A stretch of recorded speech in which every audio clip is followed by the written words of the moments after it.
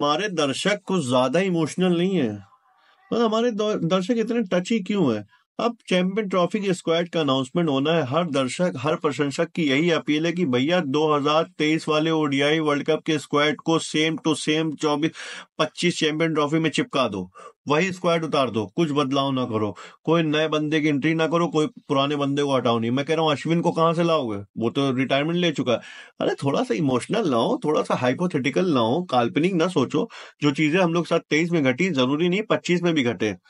भाई same to same चीजें नहीं चलती, मगर ये है कि एज अ इंडियन सबको उम्मीद है कि जो जो चीजें 2023 में घटी हैं लेकिन फाइनल में जो ना घटी वो इस बार फाइनल में ना घटे। मतलब फाइनल थोड़ा अच्छा हो जाए अगर हम लोग फाइनल पहुंचे। तो भैया ऐसा करते हैं, स्क्वाड में तो चेंजमेंट 2023 में भी बनता था, लेकिन 25 में अगर हम लोग सेम टू सेम गलती करेंगे, अगर वही स्क्वाड की कॉपी कर लेंगे तो शायद फिर से चूक हो जाए। अब की बार हम लोग को क्या करना है, रोहित शर्मा और शुभमन गिल के साथ हम लोग को एक चाहिए बैकअप ओपनर जिसका नाम है जायसवाल, जिसकी तारीफ उस्मान ख्वाजा जैसे विपक्षी दल के लोग बाकायदा इंस्टाग्राम में करते हैं कि जिस हिसाब से उसका हालिया परफॉर्मेंस और जबरदस्त यंगस्टर होने के साथ साथ शुभमन गिल से ज्यादा पुटास नजर आती है उस बंदे के अंदर। उसके बाद हम चेंजमेंट करेंगे ईशान किशन का, जो 2023 ओडीआई वर्ल्ड कप के विकेट कीपर थे, लेकिन इस बार ऋषभ पंत की जगह तो कोई नहीं ले जा सकता क्योंकि वो उस बार अवेलेबल नहीं थे। अब की बार तो भाई पूरी तरीके से फिट है, अवेलेबल है, और उनको जान तो आई तो फिर सामने गई मिस्टर गनी, आ गई तो फिर सामने वाली टीम हो गई हनी बनी। ऑस्ट्रेलिया टीम भी हनी, जब वो टेस्ट में ऐसी तैसी कर सकता है, ओडीआई में तो समझ लो फिर परकच्छे उड़ा देगा। और हम बात करें सूर्य कुमार यादव के लिए, यार मैं अपने मेरी यही इल्तिजा है, सूर्य कुमार यादव ओडीआई में नहीं फिट बैठते। वो उनको भी पता है, वो T20 के जितने बड़े out of the class batsman है, लेकिन ओडीआई में नहीं है। श्रेयस अय्यर बनते हैं, विराट कोहली बनते हैं, भले उनका फॉर्म अच्छा हो चाहे ना हो, लेकिन उनके नंबर बहुत बड़े हैं। उसके बाद हम बात कर लेते हैं अश्विन, जो इस बार रिटायरमेंट ले चुके हैं। उनकी जगह पे आएंगे अक्षर पटेल, जो 2023 में अश्विन अक्षर पटेल की जगह पे ओडीआई वर्ल्ड कप में आए थे अक्षर के चोट लगने पे, लेकिन इस बार अश्विन अवेलेबल ही नहीं है, वो संन्यास ले चुके हैं। जडेजा की जगह पे शायद हम लोग नीतीश कुमार रेड्डी को ले सकते हैं, शायद, लेकिन क्योंकि हमारे पास अक्षर पटेल भी ऑप्शन है, वो जो अक्षर पटेल करते हैं वो जडेजा करते हैं। उधर हार्दिक पांड्या भी हमारे पास बॉलिंग में हो जाएंगे, ऑलराउंडर हो जाएंगे, और इधर हमारे पास कुलदीप यादव भी हैं। और उसके साथ साथ अगर हम लोग जाएंगे तो भाई पेस फैक्ट्री में तो सेम टू सेम आपके तुम्हारे शामी, सिराज, बुमराह के जो स्पैजम आया है कमर पीठ में, वो चोट गंभीर न बन जाए। 12 तारीख से पहले हम लोग को स्क्वाड का अनाउंसमेंट करना है, लेकिन कोई भी क्लियर चिट नहीं आई है कि बुमराह को आराम है या फिर कुछ कम है। हम लोग आगे आगे बढ़ना है, अगर बुमराह की चोट संगीन निकली तो दिक्कत हो सकती है।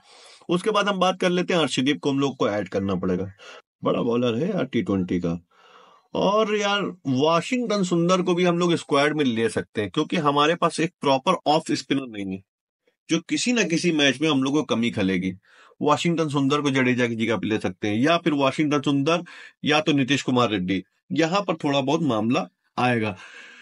अब हम बात कर लेते हैं यार, सब कोई यार पीछे पड़ा है यार, क्या यार, जिसको देखो कहां पर देखो कोई ना कोई हर प्लेयर अपने पास्ट में जाके हर प्लेयर की उंगली कर रहा है। इस टाइम मनोज तिवारी छाए हुए हैं, उन्होंने कह दिया गंभीर हिप्पोक्रेट इंसान है, गंभीर बहुत दोगले इंसान है, गंभीर सिर्फ बातें करते हैं, गंभीर कुछ नहीं करते। उन्होंने बाकायदा न्यूज 24 स्पोर्ट के साथ तो भाई बाकायदा बात करते हुए बोले कि गंभीर के पास सिर्फ चैनलों पे बैठ के ज्ञान देने का बहुत बड़ा ज्ञान है, कि इंडिया टीम के कोच को अप्लाई करो, इंडिया टीम के कोच को मौका दो आईपीएल में, बाहरी कोच का चलन हटाओ, क्योंकि ये आते सिर्फ पैसा कमाते हैं, विदाउट इमोशंस निकल जाते हैं। इंडियन कोच को दोगे तो हमारी टीम भी मजबूत होगी और बहुत सारी चीजें कहीं। लेकिन जब इनको मौका मिला एज अ कोच, तो उन्होंने जब तक लखनऊ में थे मोर्नो मोर्कल इनके कोच थे, मतलब बॉलिंग कोच थे।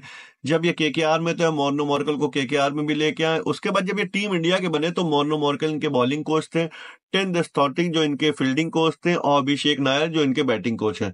कहीं ये खुद बहुत बड़ी बड़ी बातें करते हैं लेकिन उस पर अप्लाई नहीं करते हैं, तो इस मारे इन्होंने हिपोक्रेट बोला। और साथ ही साथ कहा कि गंभीर ने एक प्यार एजेंसी खड़ी कर रखी है, गंभीर ने खड़ी कर रखी है। गंभीर जबकि लोगों को कहते हैं तो लोग पीआर एजेंसी खड़ी करते हैं, मैं तो नहीं खड़ी करता।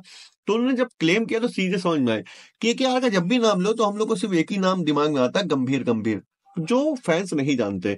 लेकिन एज अ फैन जो मैंने 2012 को केकेआर को देखा है, जब वो टाइटल जीती, उसमें लास्ट में 16 रन चाहिए तो मनोज तिवारी के बैट से ही आए थे।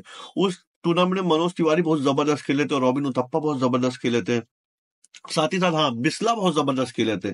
बिस्ला, जैक कालिस, आपके मनीष पांडे, बहुत बहुत ज्यादा नाम थे। और सुनील नारायण जो मिस्ट्री स्पिनर था, कहीं उनका किसी का नाम नहीं है। केकेआर में नाम होता है तो गंभीर का, कहीं सुनील नारायण को डिस्कवर करने वाला मैं गया था इंडिया के साथ फ्लाई करके वेस्ट इंडीज दौरे पे, तो मैं उस स्क्वाड में हिस्सा था। तो मैं वेस्ट इंडीज दौरे में जब रोहित शर्मा के सामने ये कैरम बॉल डालता था सुनील नारायण, तो मैं देखता था जिस हिसाब से सुनील नारायण के सामने रोहित शर्मा फंस रहा है, तो कल मैंने इन्फॉर्म किया, उसके बाद केकेआर ने उसको अप्रोच किया, लेकिन नाम सिर्फ गंभीर का। तो चीजें तो समझ में आती हैं यार। बात सही। अच्छा आदमी उसी चीज पे पॉइंट आउट करता है जो चीज उसके अंदर होती है, लेकिन वो लोगों का ध्यान भटकाना चाहता है। तो गंभीर प्यार एजेंसी तो करता है। तो मुझे भी कहीं ना कहीं इस बॉर्डर गावस्कर ट्रॉफी से एहतियात या फिर एक चीजें समझ में आ गई। उनसे सवाल करो क्रिकेट टीम का, बात वो देश की करते हैं। उनसे सवाल करो किसी और चीज का, बात कोई और करते हैं।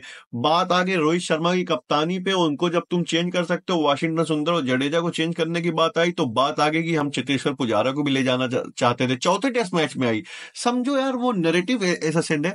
वो बंदा सिलेक्टरों से लड़ नहीं पाया चेतेश्वर पुजारा को लेने के लिए, जो बंदा अपनी शर्तों पे टीम में आया है कि हम कोचिंग जब ही करेंगे, ये चीजें हमको मिलेंगी, उसकी सुनेंगे नहीं। वो कप्तान को कन्विंस करके बैठाल सकता है, लेकिन चेतेश्वर पुजारा को स्क्वाड अनाउंसमेंट होने से पहले चेतेश्वर पुजारा को 15 में नहीं ला सकता। समझो क्या चीजें चल रही।